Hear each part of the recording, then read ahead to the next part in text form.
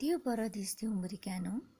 तर आयज आमी एक नवो पाठ शिकतलीं आनी पाठाचें नांव आसा परोपकाराचें फळ. तर परोपकार म्हळ्यार कितें?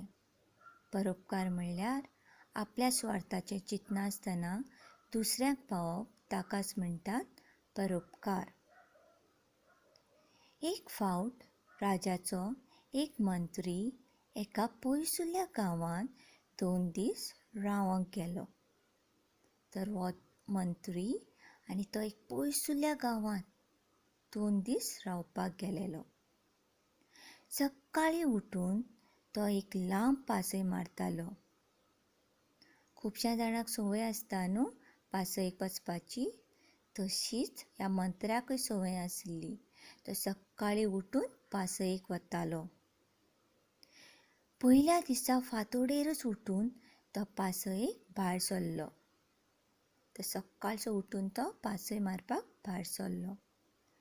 फांत्या पारावेलें शांत शीतळ वातावरण आनी थंड वाऱ्या ज्योती वांगडा सवण्याची गोड गायनां आयकून तो खूबच खोशी जालो. भुरग्यांनो, तुमी सकाळीं उठून केन्ना पासयेक गेला? तर तेन्ना वातावरण कशें आसता?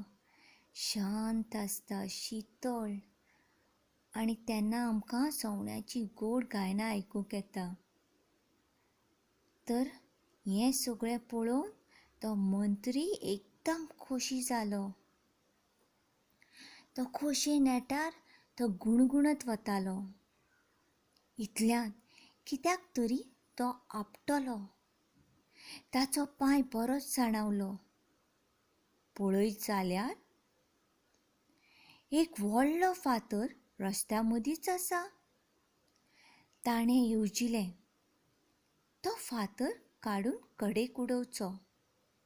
पूण मागीर ताच्या मनांत आयलें, कोण जाणा कितले दीस हो फातर असोच पडिल्लो आसा. पळोवया तरी कोणीय काडटा जाल्यार, अशें चिंतून तो थंयच आडोसाक लिपून बसलो.